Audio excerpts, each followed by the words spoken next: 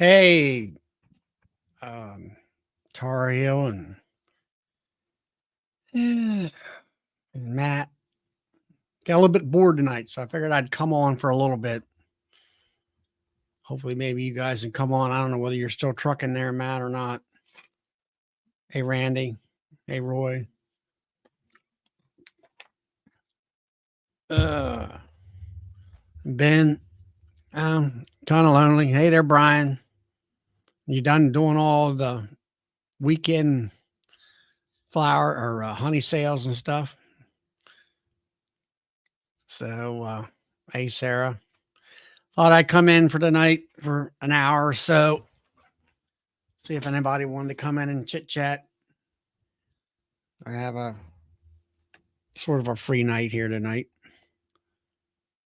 Thought people would like to. Just listening to talk with Herberto. Okay, cool.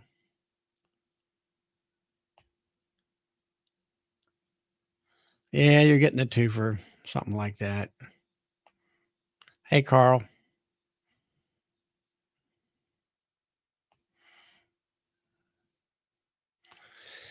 So, nope, we got a market tomorrow at 9. 9 to 1. Yeah, that's a problem. As long as you like working the weekends, you can, you just have to be a vendor, I guess you would call it, and all that. So, it's hey, JB. Hey, Pastor Larry. And there's Greg Dunn. Let me go ahead and put up the link. I guess you guys can't come in if I don't do things like that. I forgot about that part of it. Let's see. Let's see.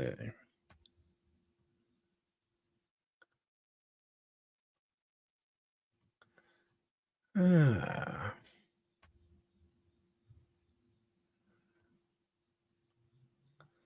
don't know what the deal is with that. All right, invite, copy.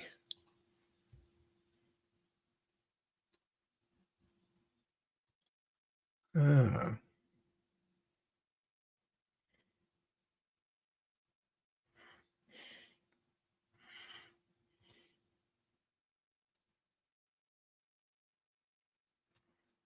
oh, goodness gracious.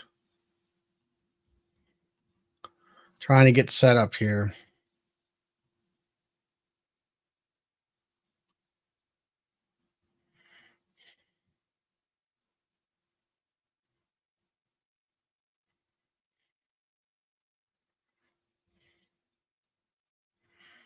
Hmm.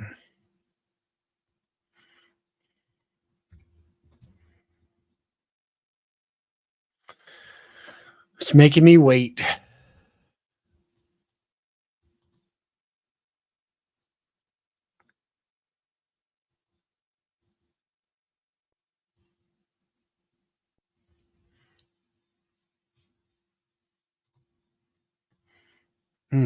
Okay, we got the wrong one. That's why.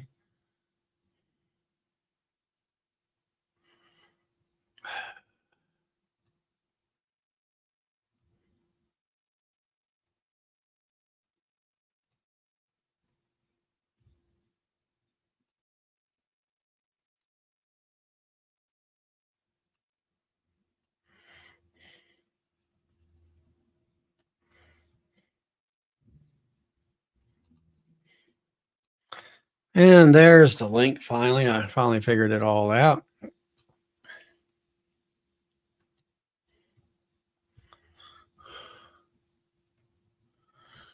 All right, let's see.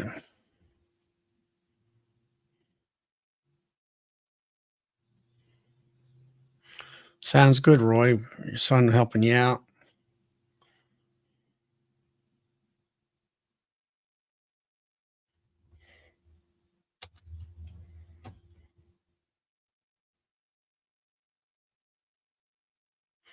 Now I can pin it. There we go. There's the pin.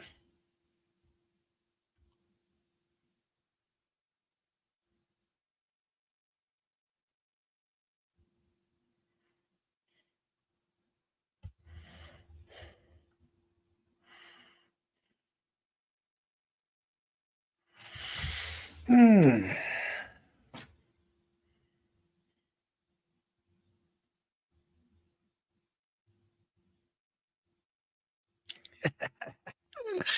Oh, you can come on anyway. Anyway, like I say, everybody didn't have a whole lot to do tonight. I figured, well, I'll jump in for a little bit, see if anybody wants to come on and chit chat and all that stuff. Here comes JW. He's going to save me. He's got himself a couple of nice looking John Deeres there.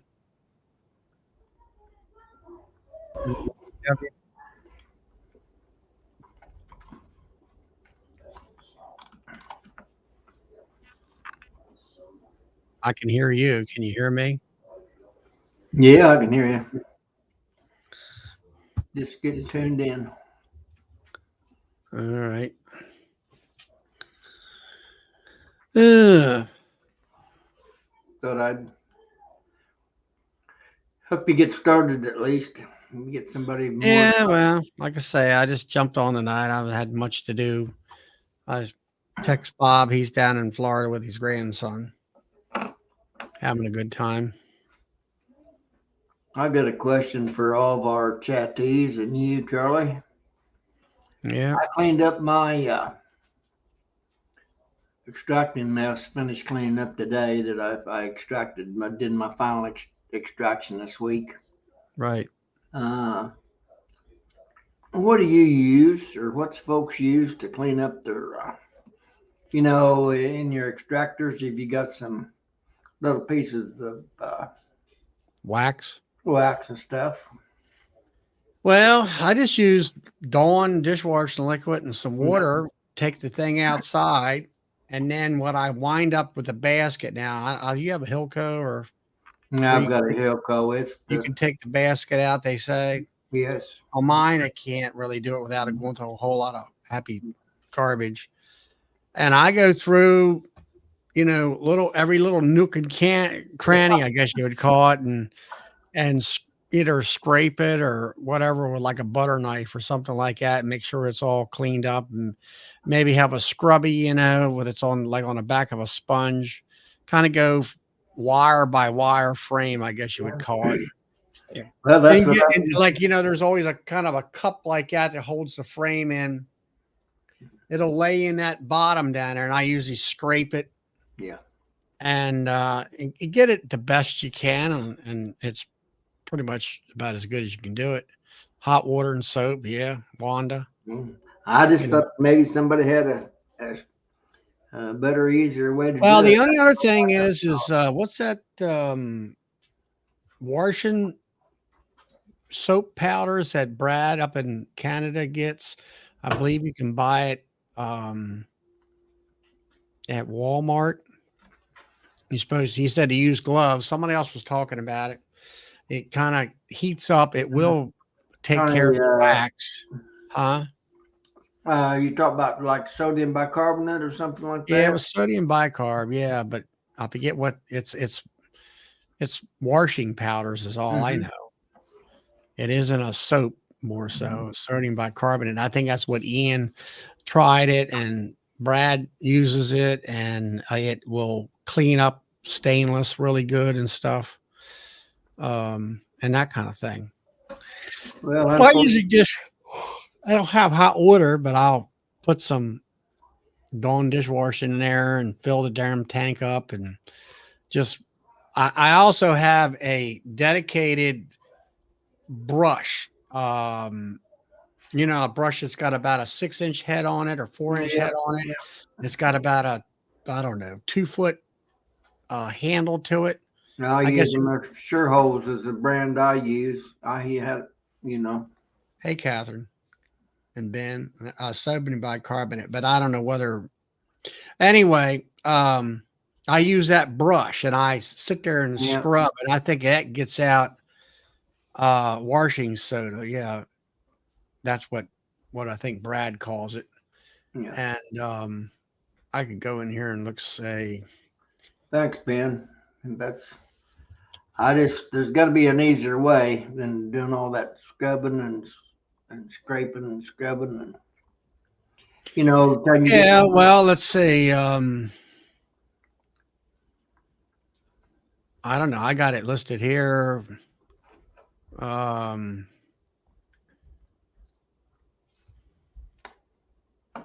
Washington Soda Walmart. Let's see what they come up with. They got So Clean is from Arm& Hammer. Mm-hmm. And I'm looking at that right now. It comes up. Super washing soda, detergent booster, household cleaner. It doesn't tell me what the active ingredients is and all that stuff. And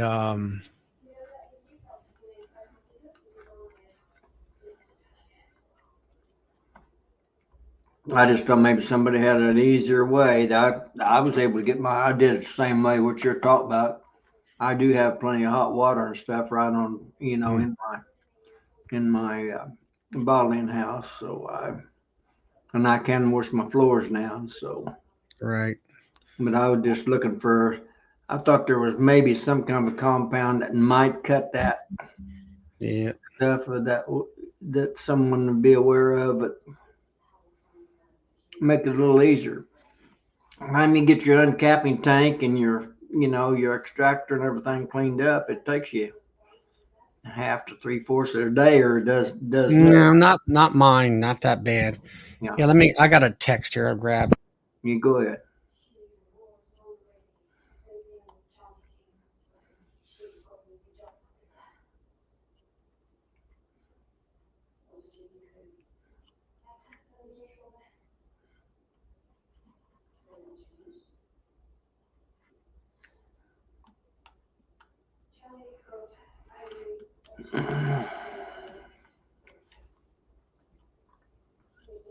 So anyway, I'm back. Lady wants to buy some honey and stuff. We got hay to bale tomorrow, round bale. What is that? A 6420 back there on the left hand side with a loader on it? Yeah, I've got two 6430s. 6430s. That's an older. That picture was taken a couple summers ago. I just stuck it in there. Something I get tired of looking at the same stuff all the time. Yeah. James says get a pressure washer. Yeah, okay. All that stuff. But anyway, I mean, that's what I do. I take one of them big bristle brushes and I don't let it be used for anything except that extractor from year to year. I keep it in my storage area for my bee stuff. And that kind of thing. And I just scrub on it, to get it clean. Clean as, I don't usually have any residue left. And like you say, if there's that two little fingers that kind of stick up there like that at bar going across where the spot wells, there's usually a little bit of wax capping stuff there. That's where I'll take a straight, a butter knife and just scrape it. You get some pieces of cappings that comes off, when you do the extract, and some of them stick to the side of your extractor and the bottom, so forth. But it's not a major problem. There's a man that's got an answer. I'll bet you. Not really. We just use a pressure washer with cold water. We find if you use warm water, it just spreads the wax. Yeah, that's true too. And all that. So how's things going with you, Doug? Do you get all your harvesting done yet, or just starting? No, we're all finished. Are you? Yeah. So how many pounds of honey did you get? How many thousands of pounds? Oh, it's our worst year ever, Charlie. Really? Yeah. We're probably a little better than half what we normally get. Right. So what's that? What's your normal, I guess? 20,000 pounds, 30,000? Our normal is anywhere from 60 to 100,000. We're probably, I never really added it up yet, probably around 40,000 this year. Really? Yeah. That's only pretty well everybody I've talked to, production's way down in Manitoba, Saskatchewan. Right. And that's due to what, the weather or something? Yeah, it's been a battle with the weather, eh? This spring, we normally get a flow starting in June. Well, June, if it wasn't raining, the wind was blowing 60 mile an hour. Mm. And then we got into July, just when it should have been really coming in good and strong, we got heat, and it just cooked the canola. Instead of canola flowering for 3+ weeks, you're lucky to get a week of flowers around us. Hey, Matthew. Um, yeah, that was like, well, it's like we're baling second cutting of hay right now, and it's like nothing out there. It's, it's maybe a foot tall or whatever. And my son cut some hay at some other places he kind of rents, I guess you'd call it. One's a neighbor field. We'll do that Monday, and tomorrow I got a round bale some up the road up here. It's up on a pretty darn hilly ground, which I don't particularly care for, but we'll get it done. All that. And,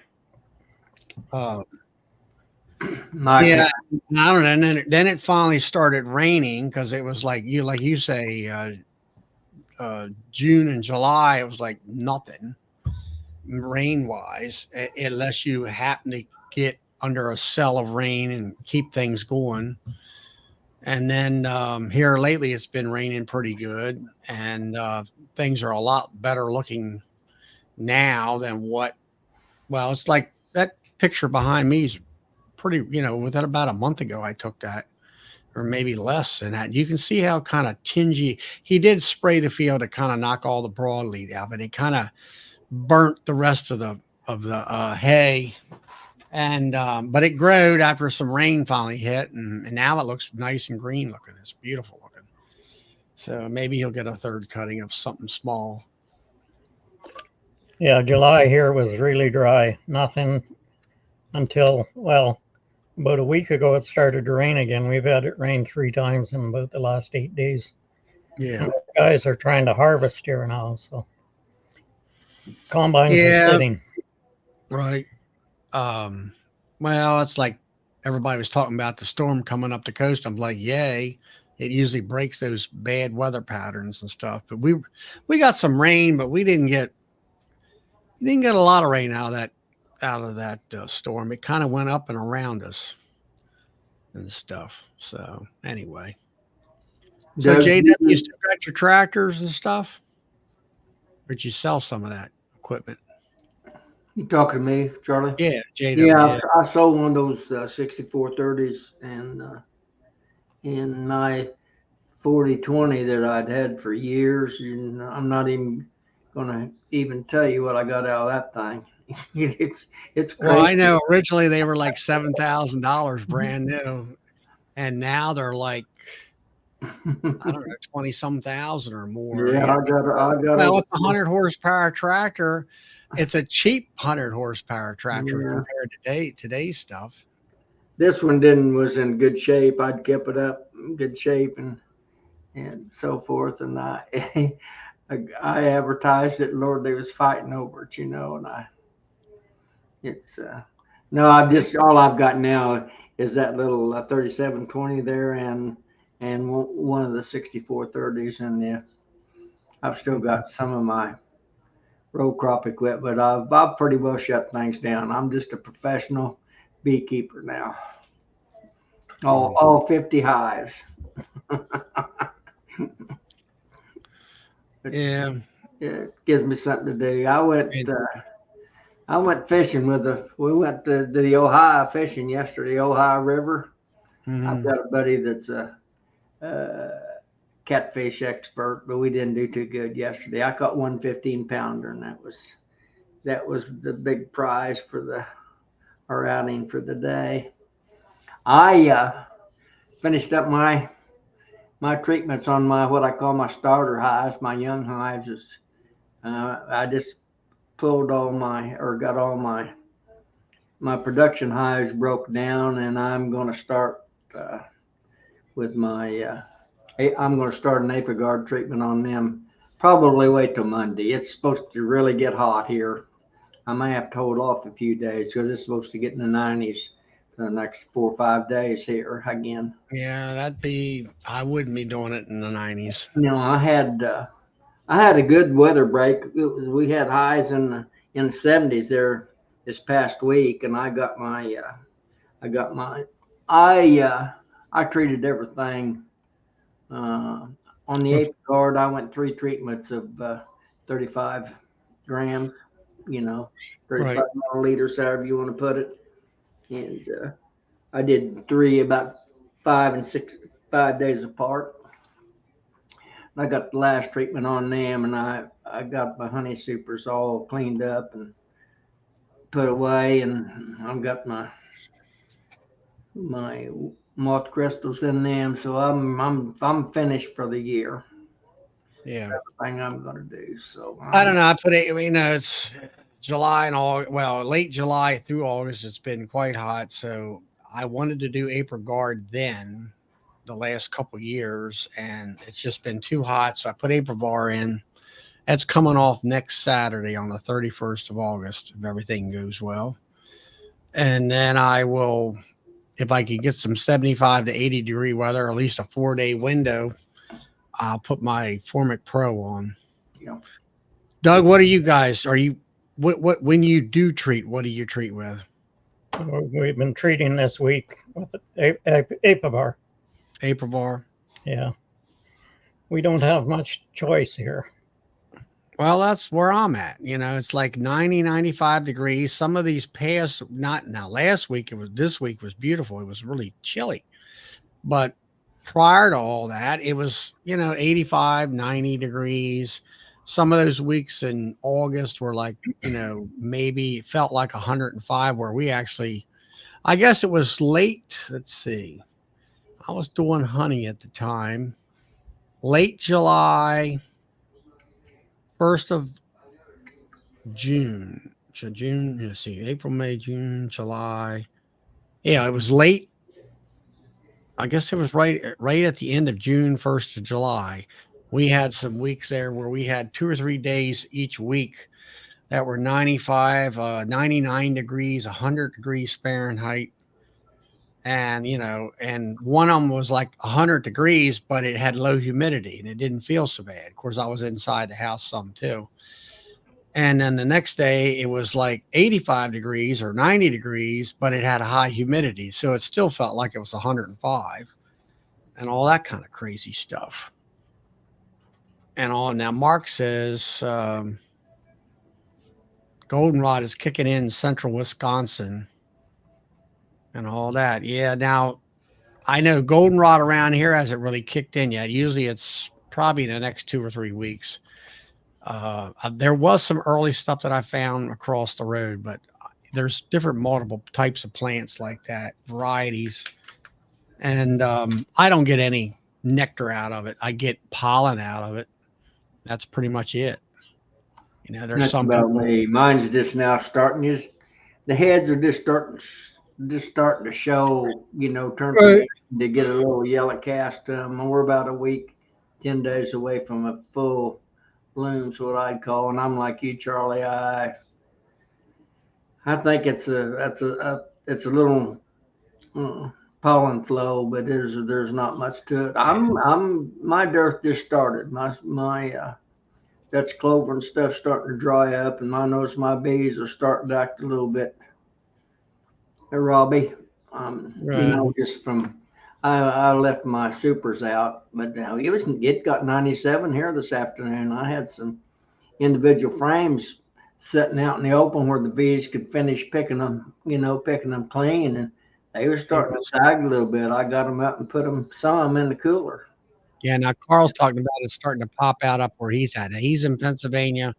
He's up around Wilkes-Barre, Pennsylvania, up in the, I'll say the mid area, kind of mountainous area. Yeah. And all that stuff. We've had goldenrod for about a week around here now, but we've got quite a bit of sow thistle flowering and alfalfa second growth starting to flower too. Now, do they cut that before? Do you get anything benefit out of it? Because usually they're cutting it when it's about 2/3 bloom No, this second growth they won't cut up here. Yeah, okay. But sow thistle is good. It has quite a bit of nectar and a lot of pollen. Yeah, I've got some asters that's bloomed out pretty good, but I wouldn't say that we're going to have any kind of and I've been lucky. We've been blessed this summer. We got rain as needed. This is corn and soybean country, and they're going to have a bumper crop, That's where we're at. and the prices are way down. You know. Yep. About $4 a bushel on corn. Yep. Yeah, Norman. Hey, Norman. He says hi to everybody, and Matt. That's great that you have been selling honey and all that kind of stuff. That's the way to go on that. And Sarah says, let's see, I'll bring it up. Mohawk Valley in central New York area where they live. Goldenrod's been out for the past week. It must be north of me. It must be like in that, I don't know, maybe it's a different variety. I don't know. There's I mean, different varieties, and I think it blooms a little earlier up in the, and they, because they cool off a little faster than we do. Maybe that's what it is. The temperature has a big, I think big their thing bloom about it. maybe starts a little earlier in the north than it does. I'm probably on a line, probably even south of you, Charlie. But like I said, I don't have any. There's what I call a swamp goldenrod. It grows in the bottom areas. That's bloomed out a little bit, but there's no nectar off of it. I could tell you. I mean, I'm just sure in my mind there's nothing off of it. I mean, we've had some spotter lanternfly, which is way, it's like you don't see them bugs hardly at all this year. And I mean, there was some nectar because I was telling here, it got on my car a little bit there, but nothing like it used to be, and all that kind of stuff. And then Matt, you were having some queen issues or something like that. I was wondering whether you got that straightened out. And all that, Matt Morris, and all that. But so anyway, the Cowan is all. How fast did you get all that honey extracted? A couple weeks, maybe. Yeah, probably a little over 2 weeks. Melting wax now and creaming honey now. And how many barrels of creamed honey you're going to do this year, or you're going to keep honey? You had 8 barrels last year, and you went through it like nothing. I'm on the 5th one right now. On the 5th barrel, using a barrel of honey? Well, yeah, creaming the 5th barrel. We'll keep quite a bit extra this year, and that'll make up for the honey we didn't get. Oh yeah, because you can do more direct sales. Yeah. Yeah, that would be a good idea, and all that stuff. Do you sell mostly to packers, Doug, or do you private treaty or market most of your stuff? Most of it goes to be made, but last year locally we did 8 barrels. I'm going to try to double that this year, I guess. All right, Matt, you're going to try to let it requeen itself. Hopefully they'll be able to do everything in your area. I'm not sure. It's still pretty warm. It's relatively early, somewhat. And you also have bees in there that you're trying, it's not like starting a hive from fresh. I think my drones are about cleaned out. I think they've kicked them about all out. I'm just not seeing that hardly any. Hey, Jack. Yeah, I've seen some. Tuesday, the bee inspector's coming by. They're going to take samples and stuff, and we're going to be participating in the National Honeybee Survey again. So I did it 3 years ago and had good results. This year, it's at least a month and a half early. She's taking samples, I'd say a month and a half early, and it's right after Aprivar. Last time it was after Formic. So I'm wondering whether my mite infestation is going to be as low, probably not as low it was last year. It was 0.2 3 years ago, I'll say. And all kind of depends. I don't know. I was watching tonight hey Jeff. I don't. Uh, Does your bee inspector show up once a year, Charlie? no. Year? No, The only reason she's shown up is I was on a meeting with her with a club meeting, and then she had a couple more slots open to take samples. Okay. And then what she made mention was that she gets paid for doing this, Yeah. Or I'll say not her, but the her inspection organization for the state of Maryland. So that's income money for her to be able to pay her inspectors and stuff across the state, because Okay. it's her along with several other inspectors, which are, I was going to say, I haven't seen a bee inspector in the last 3.5, 4 years, I haven't seen her for 3 years. Yeah. Unless you call her. She's just more of an extension agent resource, in my opinion. Yeah, I'm supposed to have a relatively new one for my area, but I hadn't. He did leave a text or send out a group text to the registered. We register our apiaries here in Illinois. Oh yeah, And, yeah, we do the same here. yeah. So It doesn't cost us any money, but Pennsylvania's different. They charge by the hive now. They want to get $30 or $40 out of you and stuff like that. And depending on whether you're commercial, it's even they do it by the yard or something like that. Hey Randy. But so anyway, I'm participating in that. I'm curious. I don't really do a lot of mite marshes, or little to none. I just treat. And but anyway, I was getting back to talking. You ever watch that guy called the Bee Whisperer? yes. He's up around New York someplace, I think, or Vermont. And hey Phil.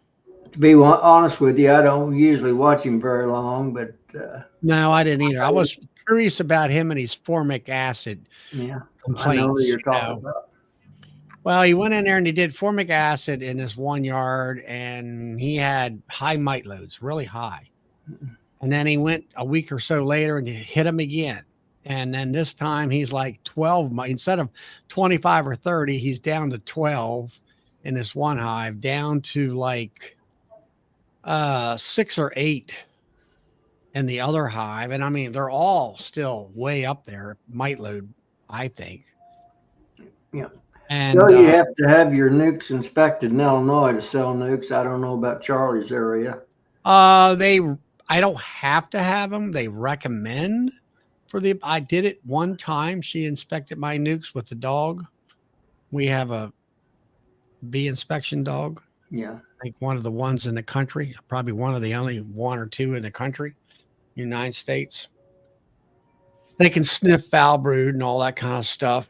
She was actually our bee inspector, along with her dog, was on there's a Walt Disney TV show. I think it's like animals that have jobs type of thing.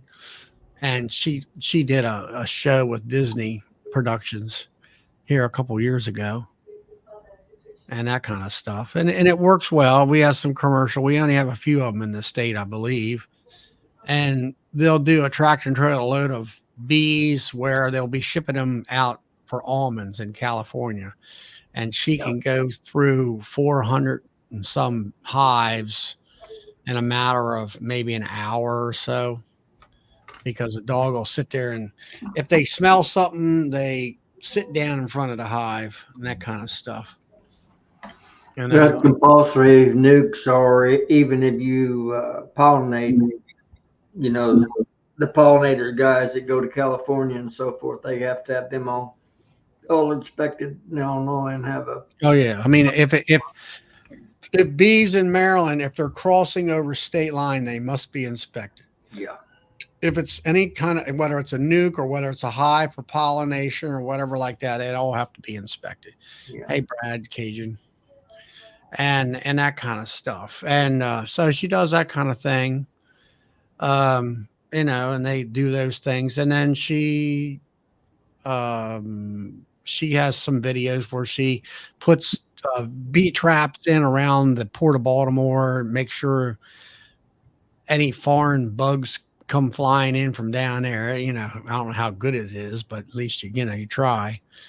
And then if there's any, like, a lot of times there'll be a beehive or a swarm that's on a car that's coming from another country, it somehow lands on that car and stays on that car. Now they won't even bother testing it. That's euthanized right away. Yeah, they don't take no chances on that and that kind of stuff. So what are they harvesting out there now, Doug? Corn and beans, or canola? Wheat, canola, Wheat oat, and canola. Hmm. I got a question for people out there.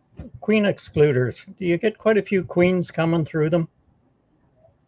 I don't know. I've never had too many problems with them, unless maybe a bar or something kind of got bent.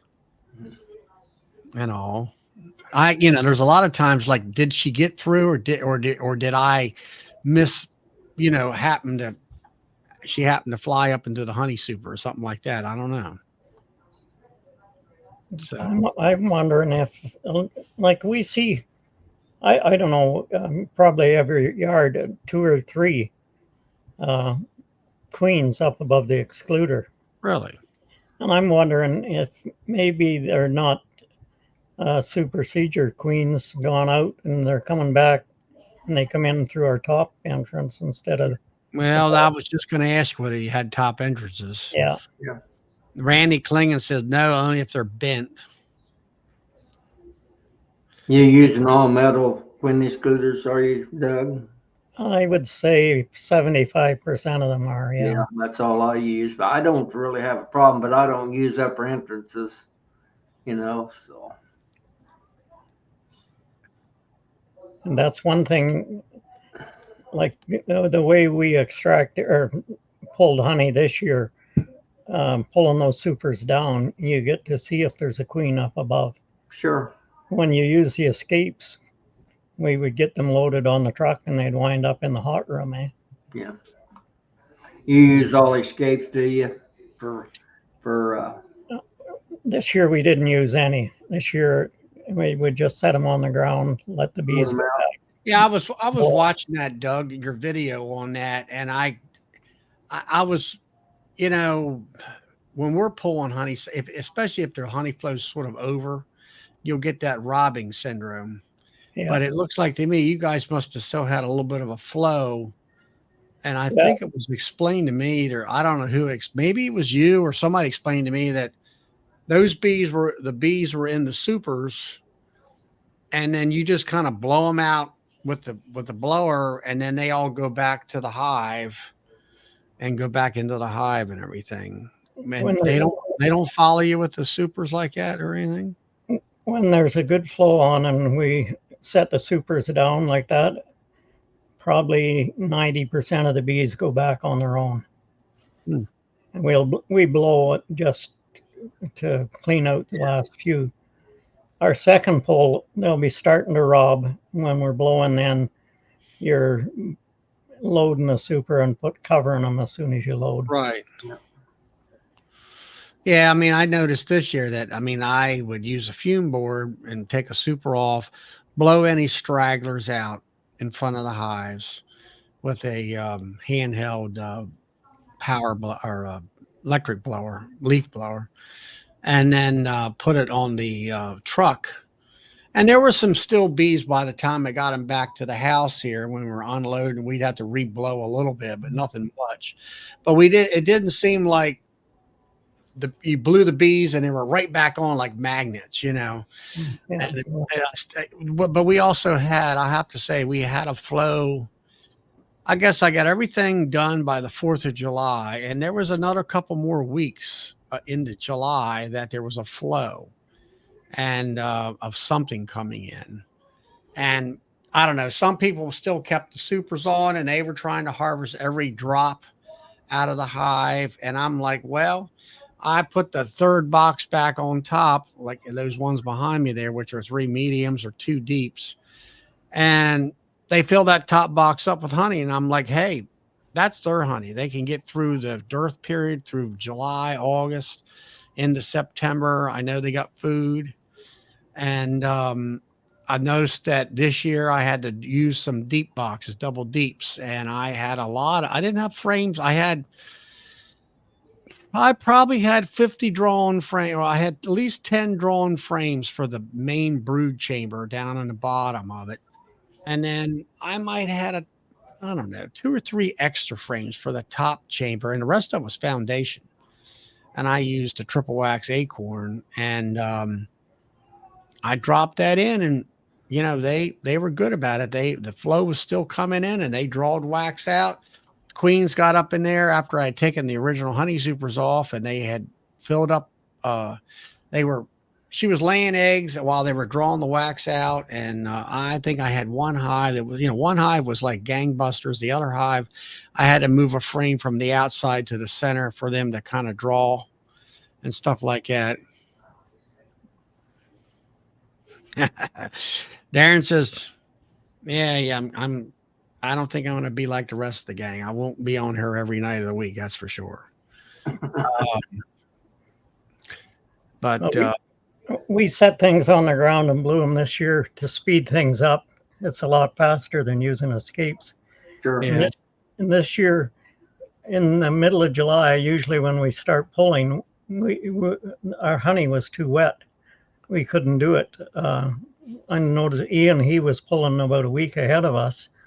We went through a couple of yards, pulled out what we thought were the best frames, brought them into the hot room, 21.5% moisture. Man.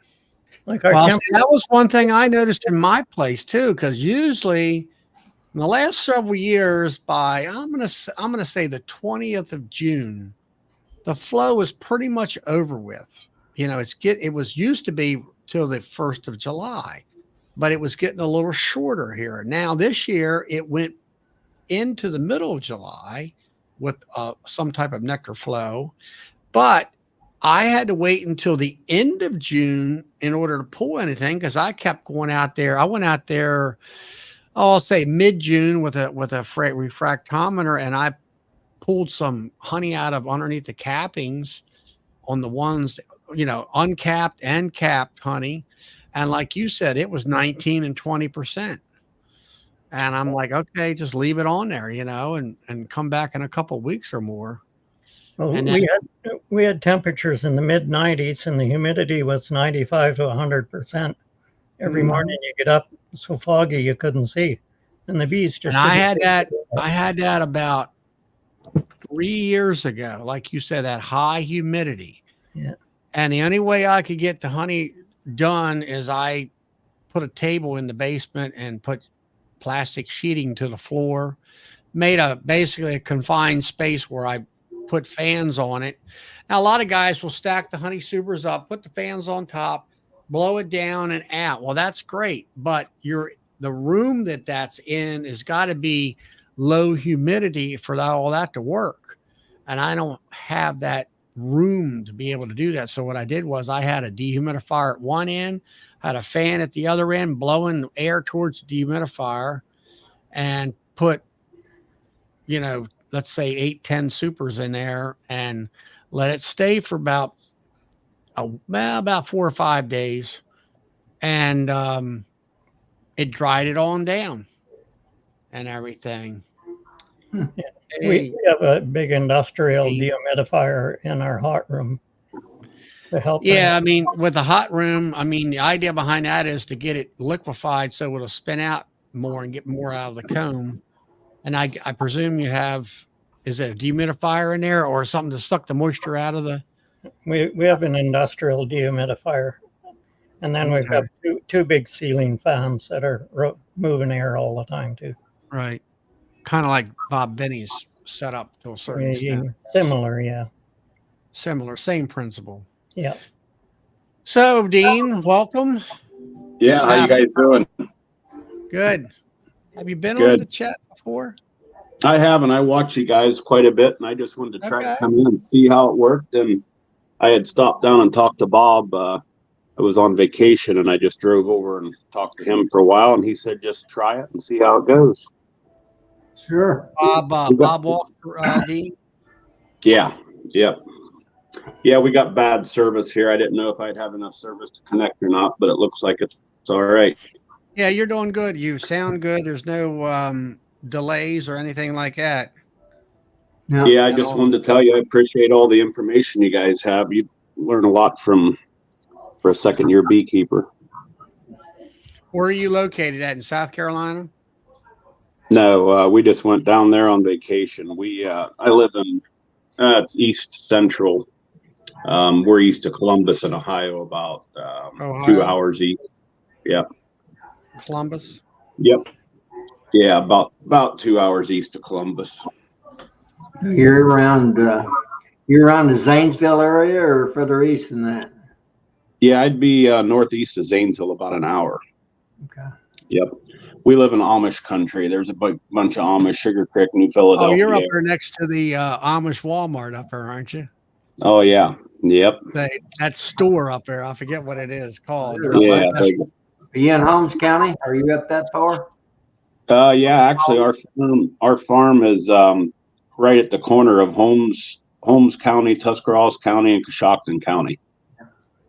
I've got some Yoders that I towed her to up to Berlin, up there to the big horse auctions in the fall a lot. So Oh yeah, yep, Mount Hope.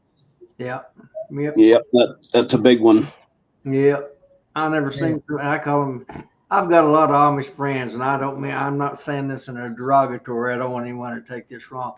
As friends, I call them bearded wanderers. You know, and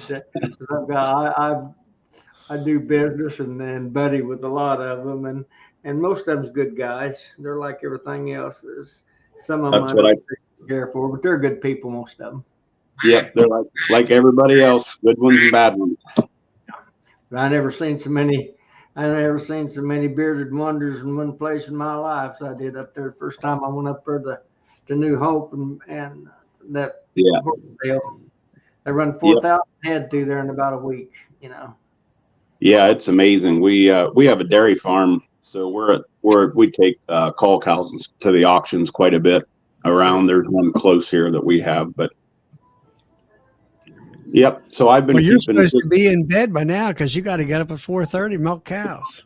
no, not quite 4:30. They let me sleep in a little longer than that. A lot of these guys have gone all robotics. You got a robotic operation or? No, we haven't did anything like that. I don't care for debt, so I try to keep what we have here, the amount of money it takes to do that. Yeah. There's a farm here next to me that they did. This has been several years ago when that first kind of come out, and they leased the robotics to try it out, and their Yeah. hermetic count went sky high because it just doesn't wash and sanitize like it should. Yeah, it's hard to get all that tuned in, and everybody thinks you put them in and then you can just walk away and forget about everything, but that's not the way it is. No. Now, and this thing would call the computer would call him up on his cell phone, Mr. So-and-so, you need to come out here and because there's a problem with the computer, you know. Oh yeah. Neighbor's got a robotic operation here. He runs about 200 head through it. You know, it's not a huge, big operation, but Yeah, they say robots at under 600 head. If you get over that, you need to go to some type of a parlor or something. But not have a lot of trouble with it. He had a lot of trouble when he initially started, you know, getting everything set up. But once he got it rolling, he don't seem to have too much. He's the same situation Charlie was talking about. He'll be over. He actually takes hay off of some of my. I was in the cattle business for years, and I got rid of him. And I still got some hay, and he takes it every year, you know, from my property, and he'll be over there cutting or hay, and his phone will ring, and if he's, you know, like I said, it's his robot telling him they got a problem, and he'll take off and go check it. Yep. We're pretty good, actually. So, Dean, how many hives you got? And, give us This is my second year. I started last year. I got 2 nukes, overwintered nukes in the spring. And then I had got 2 more. It was a local guy in June. I got those 2. But I was able to split the first 2 that I got. And the other 2, I don't know, they absconded in the fall. About 3 months after I had them. So I went through winter with 3 hives. And this spring, I had bought 4 more nukes just to be sure that I had bees this spring to make sure I could keep them. But I got 25 now. So I've split 25 hives. Them. Yeah.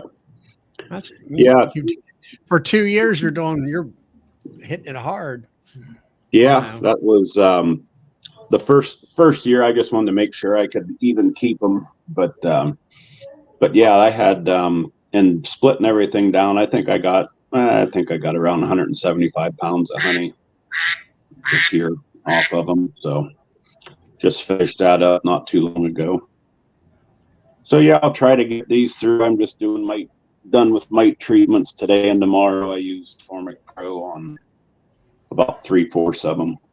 And I had some nukes. I'm going to try to winter some in double nukes. You guys winterize in double nukes, 5 frame? Yeah, I do. 5 yeah, over. I do also. Do 5 over 5. 5 over 5. Do you have Sometimes good 5 over 5 over 5? Sometimes I do. Yeah, well, I've got them out there right now where it's 2 deeps and a medium. Yeah.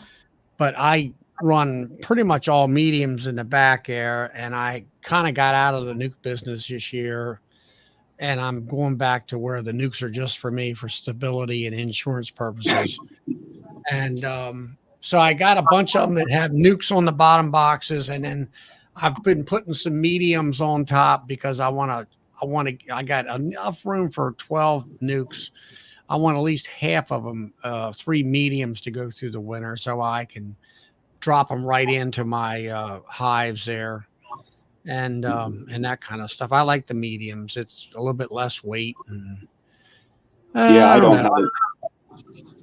have a lot of drawn comb is what I was on my late splits that I did. Well, it wasn't super late, but I think it was the 3rd week in June. I had split 6 more off, and I figured they would do better rather than trying to get them in a 10 frame. If I could get them in 5 over 5, maybe they could stay a little bit better. Now, Michael wants to know, did you do walkaways? Did you buy some cells or queens or? I took 3 frames of brood and then 1 food and then just foundation. And then I've got a guy that I get queens off of, and he's got availability pretty well all year. And they really did good. Now I think I'm the reason I was able to do that with the success I had. In our area, we had just had a super flow. Last year was amazing. There was guys saying it was the best one they've seen in a long time. And then this year it was just, everything seemed to come on early. Then it was really intense, and then it stayed longer. There was, I don't know, I haven't been watching closely, but like the tulip poplars, I would get flowers off of those trees and you could literally dump nectar out.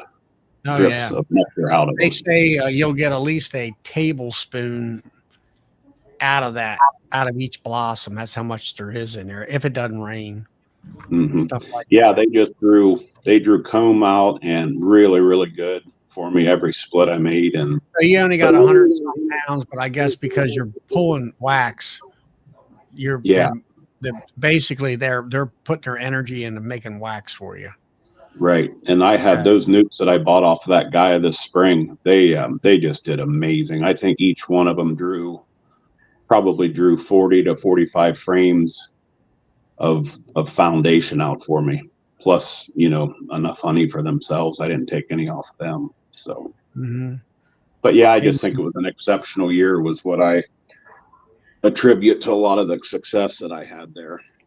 Yeah, Carl says you're doing a great job, Dean. It sounds like to me you're really grasping the concept on how to manage bees. bees. Well, somebody said that before too, and I told them that I have raised probably everything from chipmunks and snakes to birds to pheasant, you name it, I've had. And it helps, I think, to understand animals and understand how they work. But bees are, after the first year of getting into that, that is really they are amazing. It just blows my mind, all the stuff that they do and how they work. And Well, it's like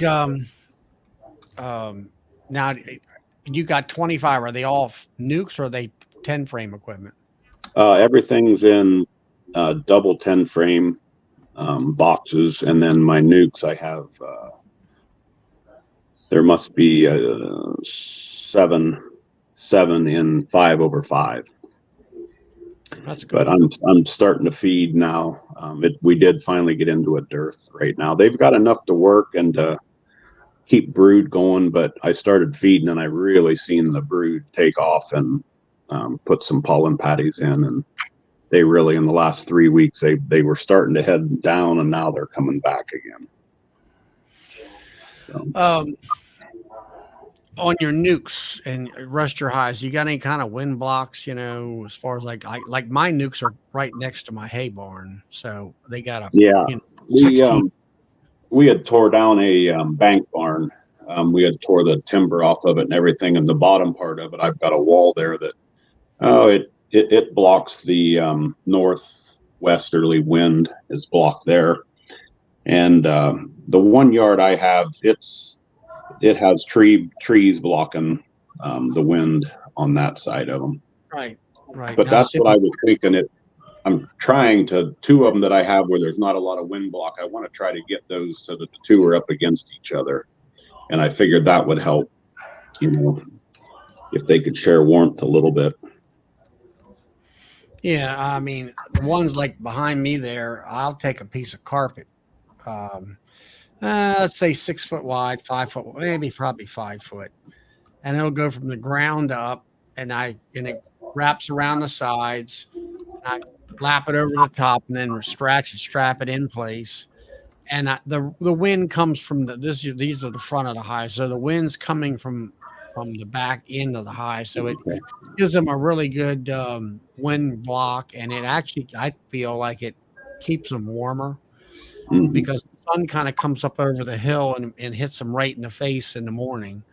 So, they're sort of like in a microclimate area somewhat and all that. So, but that's, then, so the wintering, when you guys winter, what kind do you go with a quilt board or a quilt box on top, or do you put the insulation on top?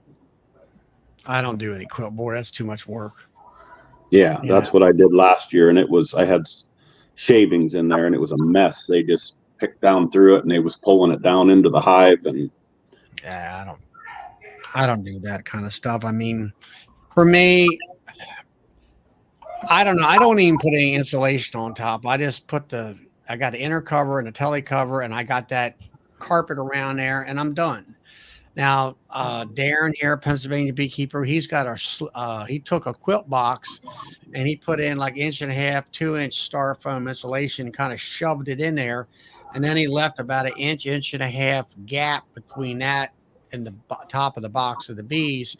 That way he can put a sugar brick in there and put that insulated shim on. I call it insulated shim. And then he puts the tele cover on top of that, which you watch one of his videos. I like the idea of that. He didn't really come out and show that, but I look at his equipment now. So a lot of people do that. A lot of people take an inner cover and they cut a piece that fits inside the tele cover. Well, that means to me, your tele cover doesn't cover the sides, lets water or something maybe blow in, especially snow or something. Oh yeah. That kind of a thing. So I don't know, this year it's more expense and everything. And there's some things in the wind here at the house. So I'm not even going to, I'm going to keep on doing what I've been doing. And I've had any problems with that. And I do put the chloroplast. I have screen bottom. So I put that in there. And I Usually I hit it with oxalic acid. So I got to make these little wedges and stick the wedges in there to hold that chloroplast tight. So it keeps the vapors in and it also keeps the air out throughout the wintertime. Okay. And, Cold doesn't kill bees, or ours would always be dead. and then Doug there, he's up in Saskatchewan. So he's up in some severe cold weather. And he actually keeps all his stuff outside. That's what I was going to ask, if you wintered outdoors or indoors. Yeah, ours are all outdoors. But now we wrap them, but the wrap, it's poor insulation really. Around the hive, it's maybe an inch and a half, and the top 3 to 4 inches. But it's a poor insulation as far as R value, not much to it. But it stops the wind. That's Yeah. a big thing. If you keep the wind off of them and keep them dry, they're pretty resilient, huh? Yeah. Yeah, now Roy here says he's up in northern Michigan. He puts 2-inch insulation on top, but then he has an upper entrance. Well, I've looked at if you get on the internet, Bill Heschbeck, he's up in New Hampshire or someplace like that, and he's talking about the condensing hive where the moisture kind of goes down the sidewalls and it creates a heat dome in the top with insulation on top of the hive. And the bees will kind of go to the top and stay there because that's where all the heat is. And there's a lot of, Brad,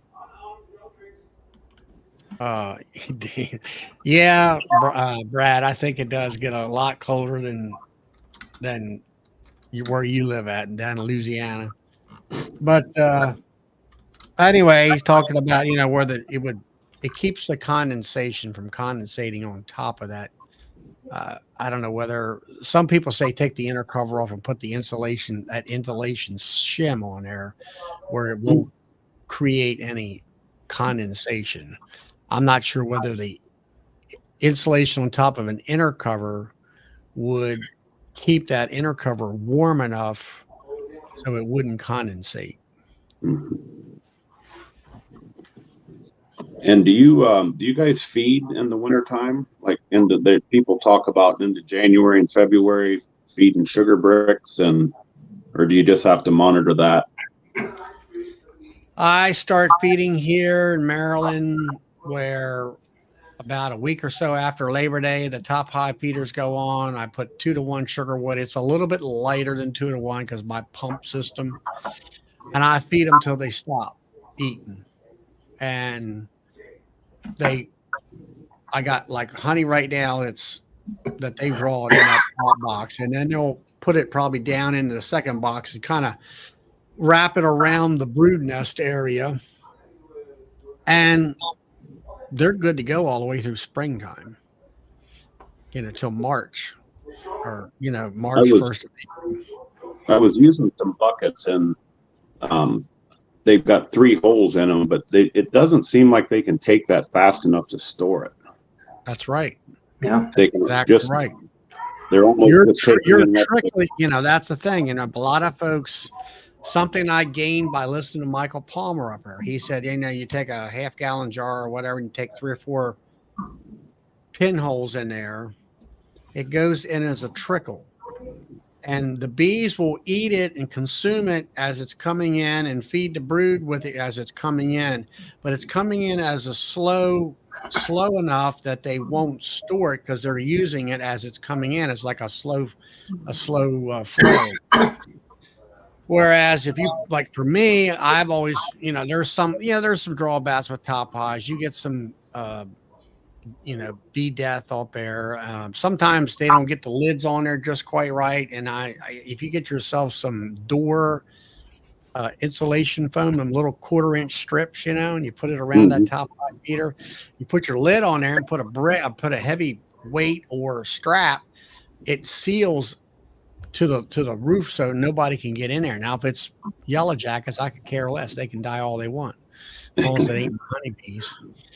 But anyway, what I was getting at is that when you put, let's say, I used a Man Lake double well feeder top hive, and they come up out of the center. I take the inner cover off. I don't know why people leave that on. It's like you don't want the bees to have to come up out of the hive. You want them to be, it has to be with where the frames are. But anyway, bees go up. They'll make, people complain about the burr comb in that little channel. I said, that's a ladder for them.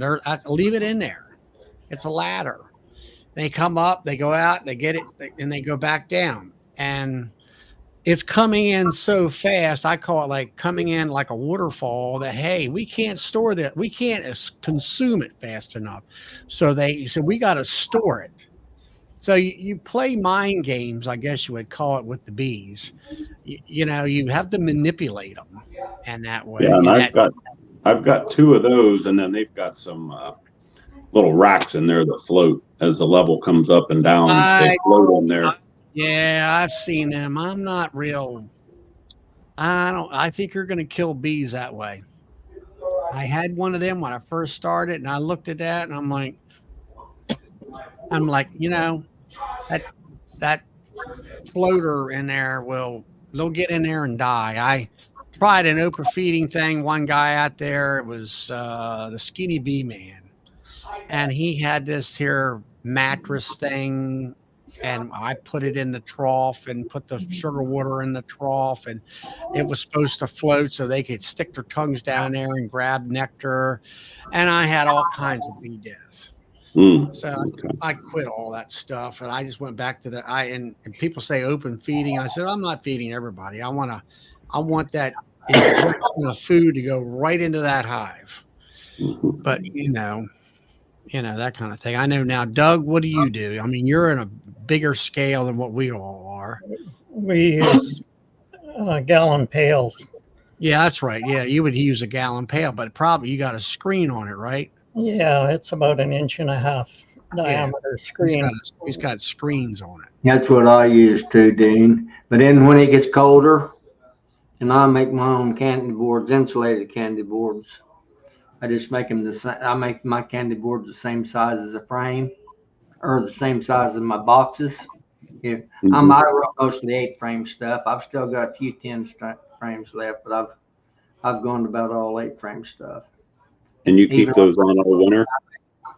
I make my own. Boxes. I'll make them the size. If it's a 5-frame, I'll make them that size, and it's my own little, sugar brick that I make. I just wet the ingredients that I put in it. I just add, basically, I use sugar, put a little pollen in it actually, and usually some honeybee kind and some something with a little thymol in it, just a touch, the Hive Alive or whatever. You can make your own, whatever suits you. But that's the way I do it when it gets colder. I put those candy boards on, and usually depends on the strength of the hive. I can usually get by with 1, maybe 2 boards, during the cold period. Which in my area, I'm in Southeast Illinois, so I very seldom ever use over 2 of the candy board. But that's what I do. But I feed them liquid. I mean, I'm set up with a 40-gallon pump in the back of the pickup truck on a pallet, and I'm mixing 40-gallon batches. And I got a pump, and I hook it into the trailer hitch lighting, and I got constant power. All I got to do is turn the marker lights on, and I got a pump. And I just pump it off. You'll see. You can go into my videos and see that. I got a mix machine a guy made up for me. He's passed away now. He was a welder and stuff, and works good for me, and that kind of thing. Like David Rye there, he talks about putting the feeders on and bringing them up to weight quick, and you do. Like I say, it this year, I don't know, with all the amount of honey that's on there right now, I'm wondering if they're going to take as much and all that kind of stuff this year. As far Boris, I do have less hives. I got 27 out there now, 11 nukes and 16 honey hives. So, and a lot of, like I said, a lot of all the talk boxes, except for the one nuke that I had a dud queen in there that's requeen now. And I was going to look at it today, but I said, no, I'm going to leave it alone, give her more time to lay and get, settled in and that kind of stuff. Yeah, that's what I had taken 2 of my hives and took the Formic Pro off of them, and I thought the one had tried to requeen and they still had brood and some young larvae, but when I checked them today, they was gone. The queen was gone. Had just a little bit of sealed brood, so I had 2 resource hives, so I just was able to take one of those over and did a paper combine, so they should be fine. And Shane's up there in Ontario, and he's got he's not as cold as Doug.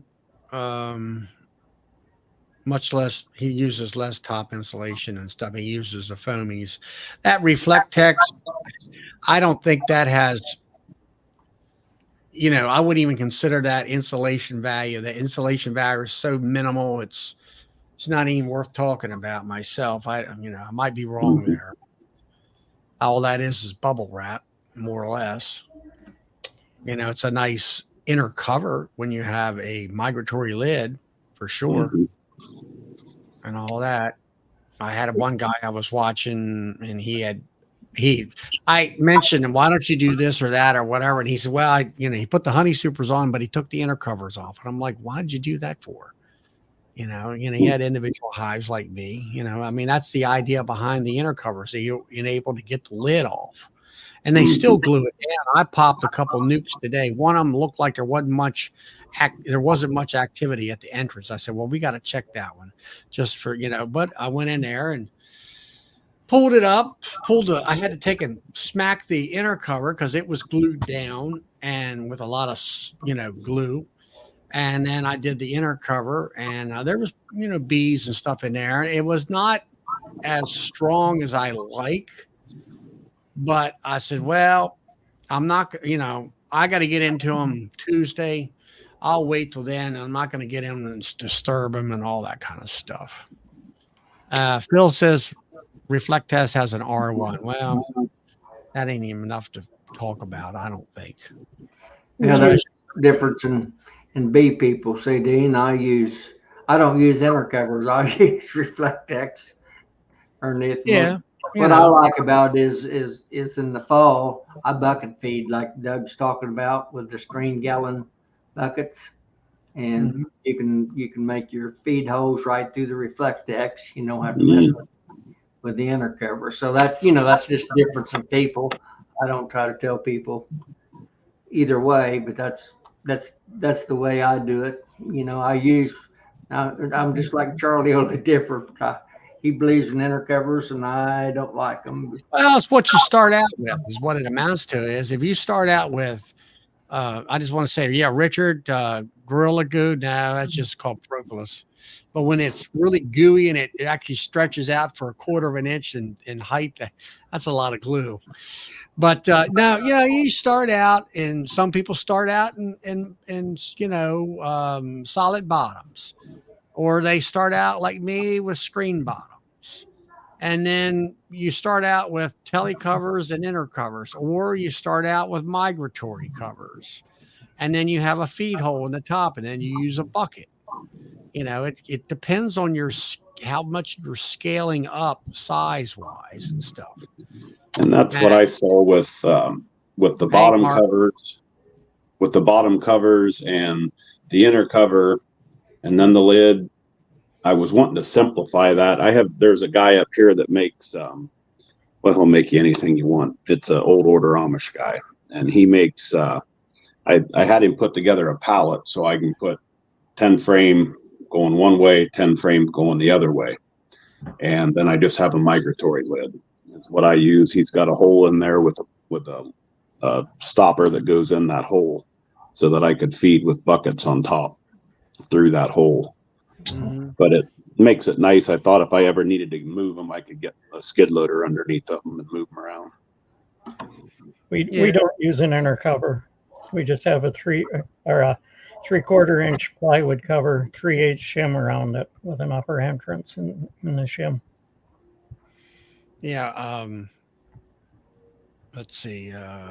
Brad from Cajun Home said the April bar I got this year, which was at Nobby, I prepaid it through Foxhound Bee Supply, which is down in it's either Mississippi or Louisiana, one of the two places down there. I'm not really down in Alabama, Charlie, is where but Alabama, yeah, Foxhound Bee Supply. Yep. I also have a Alabama. Foxhound Bee Supply bee jacket, which is Yeah, well, I've green. got one just like yours, that brown one or green, whatever you call Yeah, it. whatever it is, brown or green. It's pretty nice. Hot. They're all hot. I try not to use any of them. Yeah, now, Brad, I mean, that was one of them sale prices for the Nobby show. So, you know, you kind of have to, you know, if you're going to Nobby, then you kind of look at all them pre conference sales, and that's how I jumped on it. You know, you kind of know your prices. So when you see a good deal, you jump on it.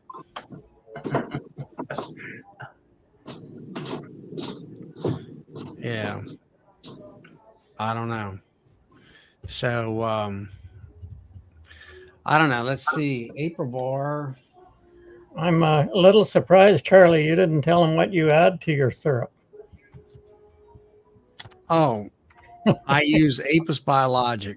Yeah, well, I forgot about I use a lot of their patties. You know, I like their patties best, but I don't tell other people. But everybody doesn't, and there's no. What I tell people, Dean, is whatever works for you. You know, everybody. Yeah, I'm trying to There's no diversify. right way and wrong way. I don't think. Yeah. Now, Brian Cajun, I got the brand new Man Lake catalog right in front of me. They want $185 for a 60-pack of April bar. I don't know why that stupid thing gets whacked out of shape. And there we go. And like I said, you know, of course, everything's going up. And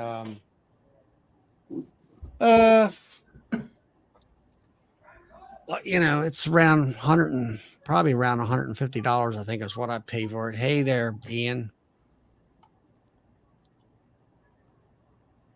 Listing up you tonight. Okay. Filling honey barrels, putting them in the container truck. But anyway, I'll go back and expect this. Let's see. Charlie, how do you get so that I can see chats on or see what everybody's saying there? All right, I paid $126 for a 60-pack from Nobby this year. Dean, go to pardon my interruption, Charlie. Go to your YouTube and then run the cross arrow and search and just put in beekeeping, and you'll get various deals, and you can subscribe to the ones you like. You're on the That's what you're looking for. do you see the tab off to the right says comments? You're in No. stream right now, so you should see there's a thing on the right hand side. It says comments. And I'm on my phone, so I don't know if I Yeah, can. you might. I don't know. Yeah, you won't have it on your phone, I don't think. I don't Dan. know whether or not. Yeah. But your phone's doing a good job. It's putting out a good image, and your voice is very clear for just you're just using a smartphone. Mm-hmm. Yeah. Yep. And it's nothing. It's no big expensive one either. No, it's doing a good job. You know, well, none of us, however, I certainly don't have an expensive one. I've just got a $30 little old camera sitting on the top of my computer. Well, that's what I was worried about. Bob said just to try it. He said just get on there and try it. If something's wrong, they'll Sure. talk to you. Well, we're always looking for new faces. I mean, you have a lot of good information on how you went from a little bit of nothing in 2 years. You've really expanded considerably. and I mean, and all that kind of thing. But now back to the gear and all the different, the different styles of keeping the bees. I started out with a couple double deeps, and I'm trying to lift the top box years ago, and it's full of honey. And I'm like, man, this is way too heavy for me. So I went towards the mediums, which it's an extra 10 frames, an extra box. And this year, because of my, I had some failures, early on. I had nukes coming in and deeps, and I said, okay, I've got some deep boxes here. Instead of me trying to transition, I'm trying to capitalize on what little bit of honey I would possibly get. So that's why I've got 5 of them out there that are 5 or 10 over, 2 deeps, double deeps. And I got myself a hive lifter this year, and I was taking my hive tool and cranking down on that top box to get it broke apart, because they were glued together pretty good at the frame tops. And I got my hive lifter on there, and I'm like pushing down. I didn't want to bust my machine or bend it or anything. And I'm like, man, is this thing still glued? And no, it didn't. It released, but it was just really heavy. People say, oh, it ain't 100 pounds. Well, it sure does feel like it, even with the hive lifter, the amount of force you had to use. And I found that it's easier for me to work with mediums, where if I have a top medium box that's mostly honey, I can pull it off that hive lifter a lot easier. I don't know. I still got more, what would you call it? I got more time and experience to run that machine, see how I like it better and stuff like that. So, I love it. Huh? We weighed one of our deeps. It was just plugged right full. You couldn't get any more in it. 112 pounds. Is that right? Yeah. Man. See, I said it was 100 pounds. We probably average around 75. Yeah. I couldn't believe the honey that I had, and I had to use, I didn't want to use the supers, the medium supers, because I needed drawn comb that I wanted to use on splits after I spun the honey out. So yeah, I was very surprised at how heavy they were. So now are you spinning deep frames of honey out then? Yeah. Okay. All right, I got you now.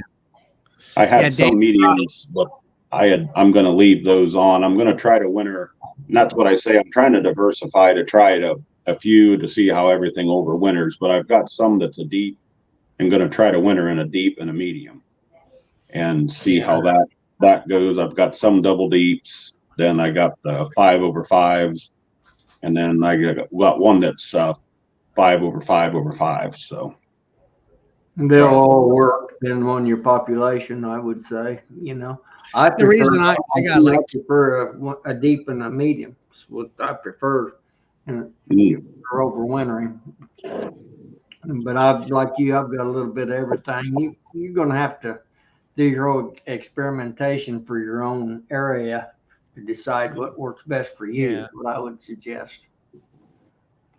I don't know. You got, like you say, double deeps for a brood, a 10 frame honey production hive, or like you say, a deep and a medium. Some people do it that way. And then I do double deeps this year and triple 3 mediums as a brood chamber. Then come springtime, I pull that top medium off and I go through the top medium and this is my plan for next year. I was planning to do it this year. I didn't have to do it because of my low bee population, because of my failing queens, but I was going to pull all the cat brood out and put it in that top box, and then take the frames out of the top box and put it into the medium to fill it all out, and then queen excluder, then a bunch of honey supers, and then that box up on top.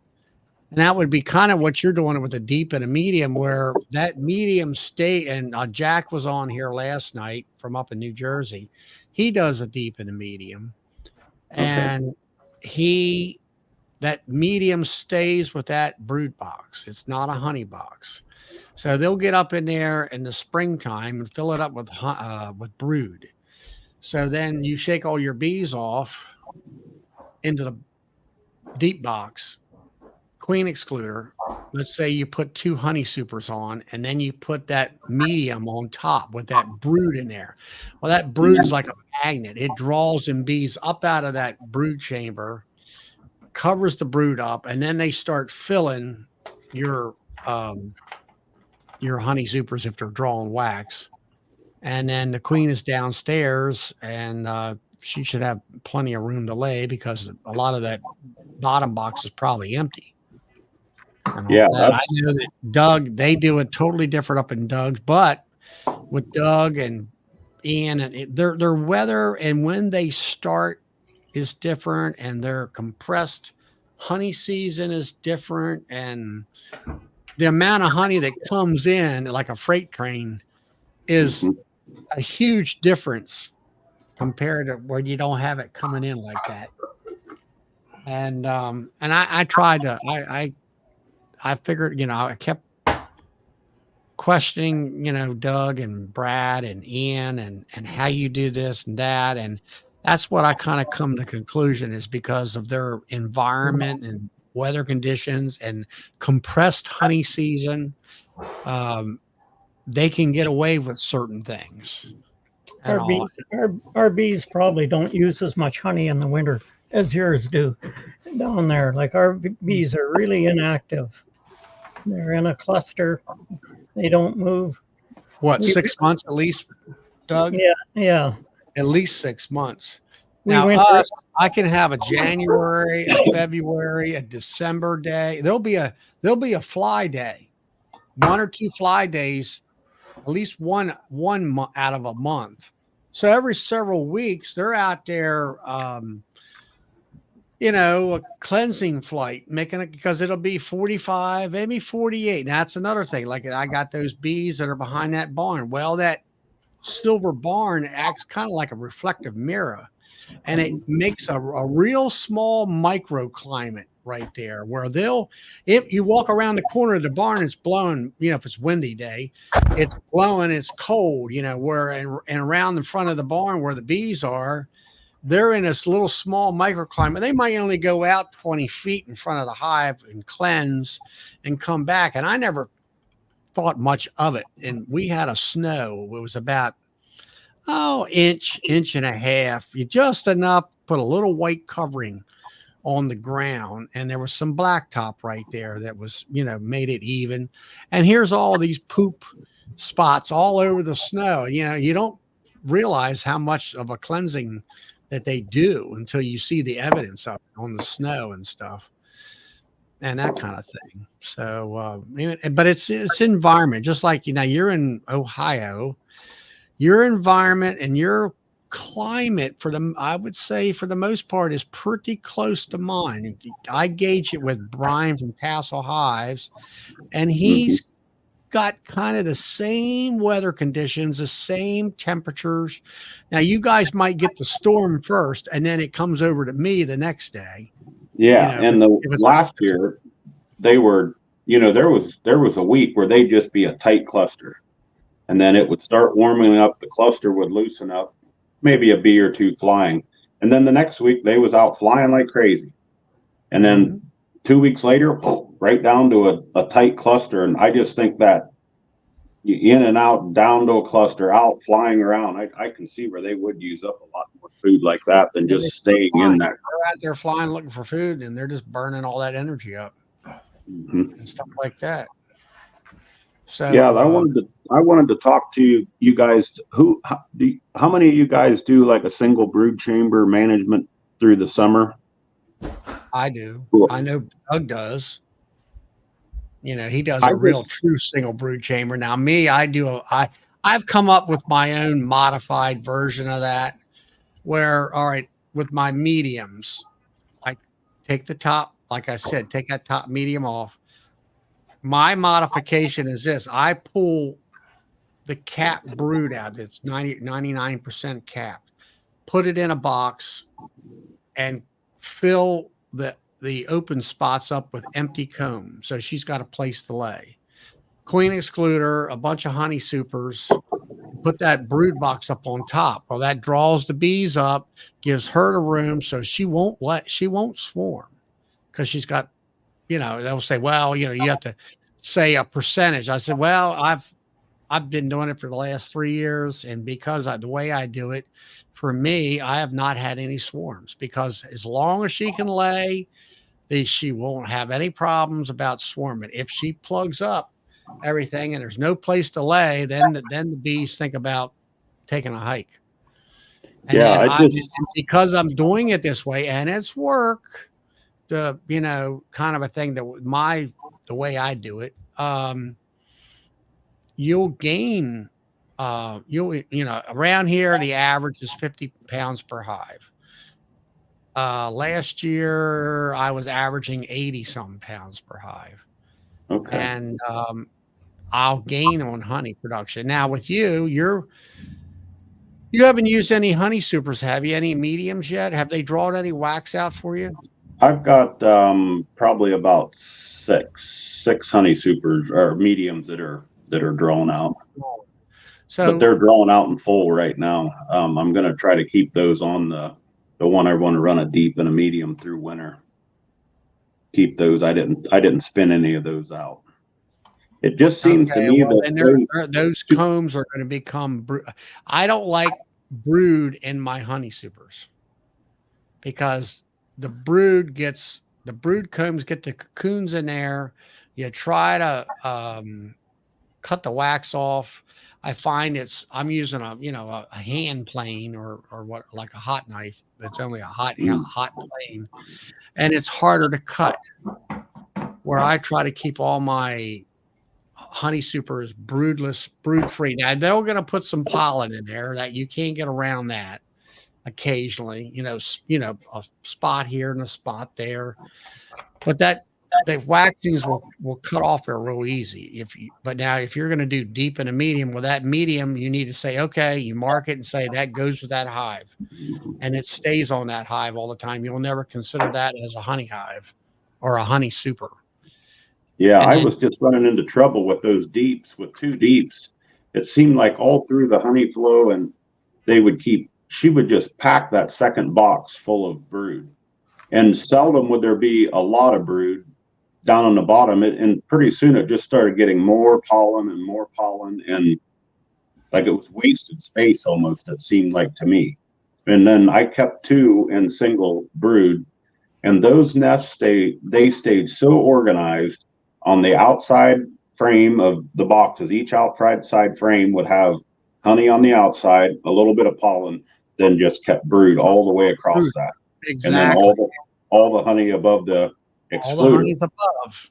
And all the ones I kept with double boxes, I mean, they would occasionally go down in the center there and get a little bit of brood. She'd move down, but as soon as it started hatching out upstairs, she would just pop right back up and then just start laying everything out again.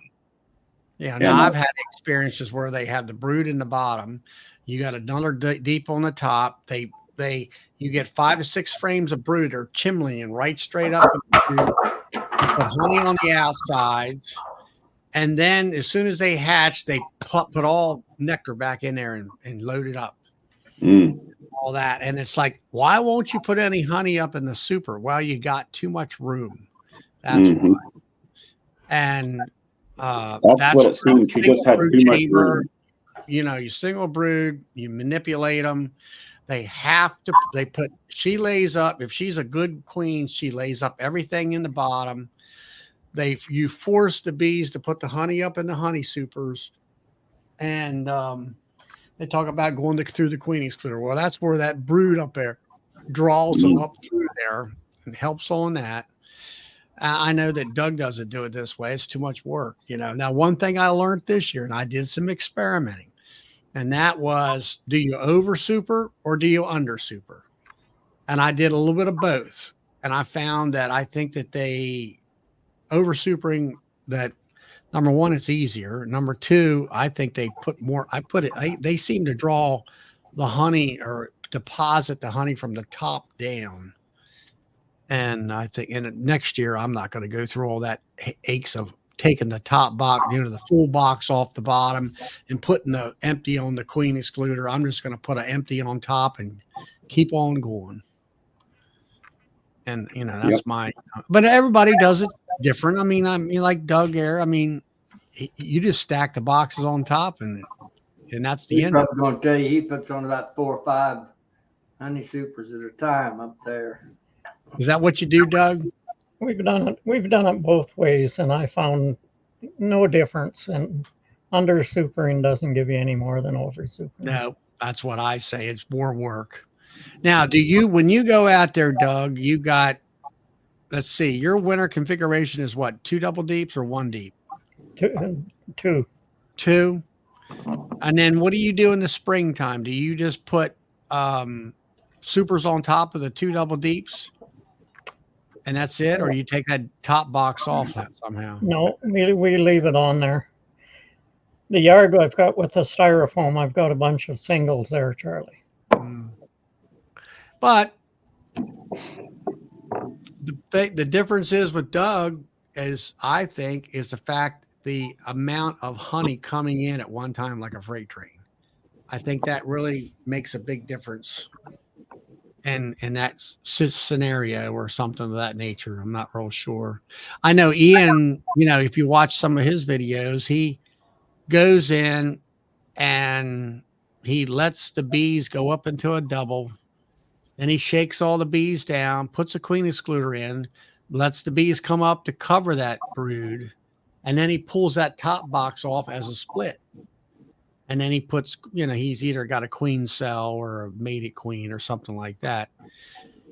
And that's how he does his increases the way I mean, I'm sure Ian's listening in. He can tell you better than I can, but that's what I've observed, and I can't tell you everything of what he does. But by doing that, I think it keeps his bottom nest open for her to continue to lay. And then he's putting the honey supers on and it all works out for him, where he kind of did a split, or he pulls a lot of that brood out of there so they don't get congested, was laying up and stuff. We kind of do what Ian does, but we do it in the spring. We'll have 2 boxes full of bees. Yeah, that's what I'm saying. It's in the spring. And that's when we'll split them. Yeah, well, when they want to swarm in the spring and you're pulling that extra brood off of there so they don't do at all. It's stuff that you kind of have, I find it with me, you kind of take this information and you tweak it to what works for you in your environment, in your area and stuff. And that's, I often, have swarms and all this kind of stuff. And when I learned to do the single brood or 2 mediums or 1 deep queen excluder, and then keep pulling that brood up, I'm like, hey, she just keeps laying and I don't have to worry about it, and then it's like also like I'm saying, just about putting supers on top instead of sitting there breaking your back over that, manual lifting. It's like, just, you go in there, you check that super. Oh, okay, here's a couple outer frames that need to go into the center. You put them in there and the rest of it's full nectar. It isn't capped, but it's full. You put another super on there and keep on going. Or if the flow is really heavy and you can see it, them really doing it, and you might check it like twice a week. If it's real heavy in the peak season for you, you might want to put 2 boxes on at that point in time to keep up with them. Richard says I won't give up my secrets. I'll give up my secret. You just put your hives in the middle of hundreds of acres of flowers. Right. It's like Doug, he made a video for me and put it on Facebook, and he was on the side of the road and he shot the camera around over here, and all you could see was yellow top canola is to the horizon. And then he swung the camera around to where on the side he was standing the other direction, and all you could see was yellow to the horizon. Now, when you got 25 to 50,000 acres of canola, as far as you can see, and it's all in bloom. It's coming in like a freight train. And that's why they have, I know Ian's stated like the average 250 pounds per hive, that hive will bring in, which is unheard of for us. We don't have the floral sources like they all do. They're in bee country. They're in honey country up there and everything. And then I've talked to some folks, that's been in beekeeping 50 years before me, where we did have the floral, supply for the bees, where they would get 150 pounds per hive, which was sort of the average. But things have, people move out from the city and they make everything green and make it a desert. And we got to cut down all the, weeds, as they call them. Most stuff that bees like, we call them weeds and stuff. Oh, we don't want no dandelions in our yard. Well, it used to be you had dandelions in every yard. Everybody had dandelions. And now you don't. And then, that's a spring nectar source for me. That's the start of the nectar. So when you see the dandelions, get the supers on, or actually maybe a little bit. And that's another thing. If you're going to do single brood chamber, Dean, have them. And that was another thing that Doug reminded me was I'm feeding Apis biologic with my sugar water. And that stuff really works. That's the only stuff that I know of that I add into my hives that I feel really works. Is that the rocket fuel? Rocket fuel. Yeah, that's what I got. I got that in the pollen patties that I'm feeding. Yeah, you can get. I get it. I go to Nobby. I'll get. I don't know. First I tried them out with 10 pounds. This year I got 20 pounds, and I threw them on my hives. Last year, I guess it was more towards February. Around here, March, the maples start to bloom, and that's when the bees just quit doing pollen patties. So you need to get on you got to know when your trees are going to start to bloom, and you need to be so many weeks prior to that, 3 or 4, 5 weeks prior to that, so they get the benefits out of that. But I've got Apis biologic powder. I take for 40 gallons, I take 1 tablespoon measure of it, and what I do is I got a blender, come from a thrift store. I put 3/4 of a quart of water in there. I put that tablespoon of powder in there. I blend it and mix it, and then I throw it in the tank full of sugar water, and I got a agitator in there. I agitate it up, and then I feed it, and I fed it the last 2 winters. First winter when I've just started, and I only fed it the last 40 to 80 gallons that I put into the hive. So they didn't get 100% feed with all that in there, because I was just testing it out. Well, the next spring, those bees were like, I have never seen so damn many bees in my life. I mean, you had to get on them 2 weeks before April. It was like the last 2 weeks of March. You better have supers on them, give them room, because that's how many bees are in them hives. And I expect kind of having that this coming spring again. And I put it in my feed, and then I also give them patties and stuff. Kind of depends, I don't know, with pollen patties. I mean, Doug, you're putting pollen patties in the springtime to kind of build that brood up. You're trying to push them on the brood end of it. Isn't that right, Doug? Yeah, we'll feed around the pollen patties in the fall too. You will? Yeah, I do in the fall more. Yeah, you do. I don't do anything in the fall.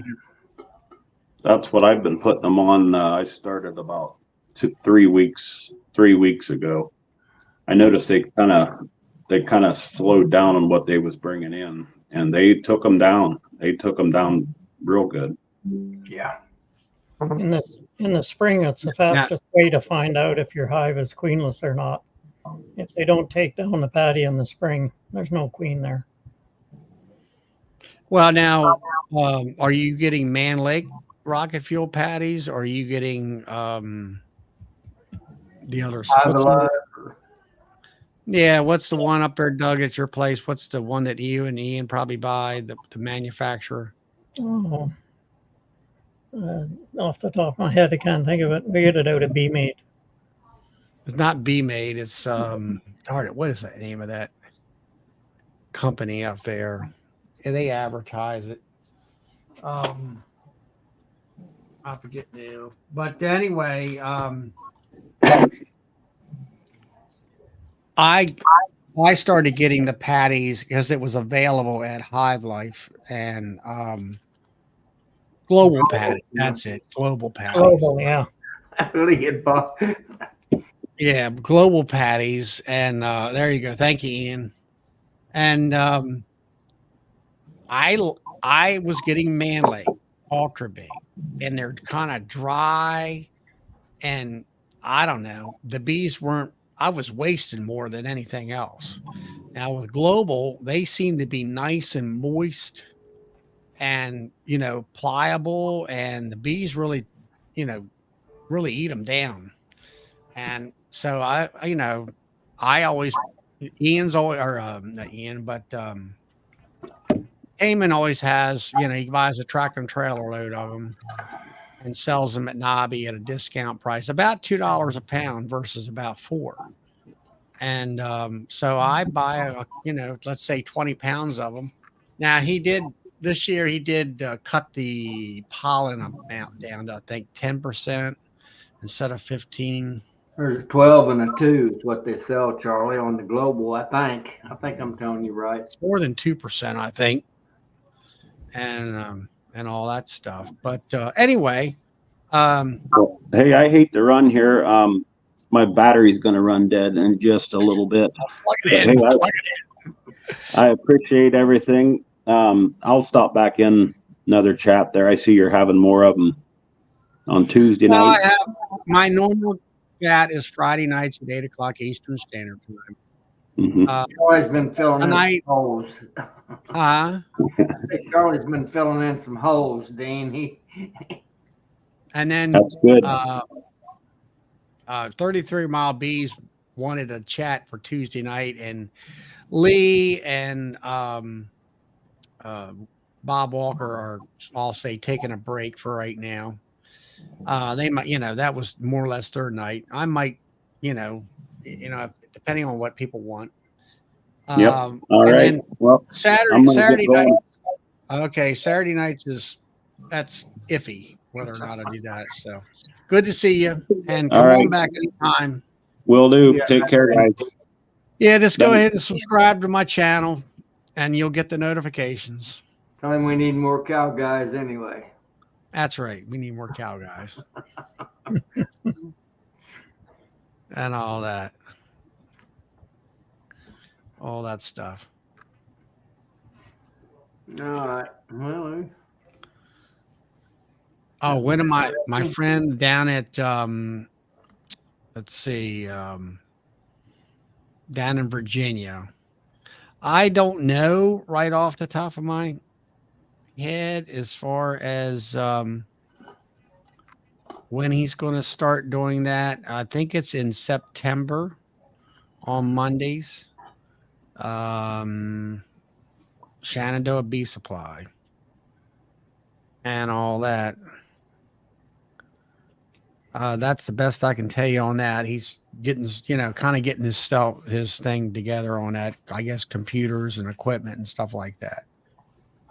He's down in, oh, for goodness sakes, I can't think of the town right now. There's Robert.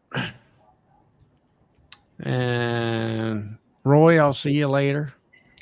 Well, it's getting close. It's getting kind of getting late. Roy was asking what canola is used for, if it's used in food products. Makes cooking oil. Yeah. Yeah.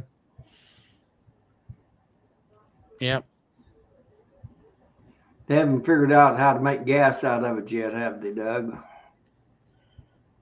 I don't know whether you could run a diesel on it or not.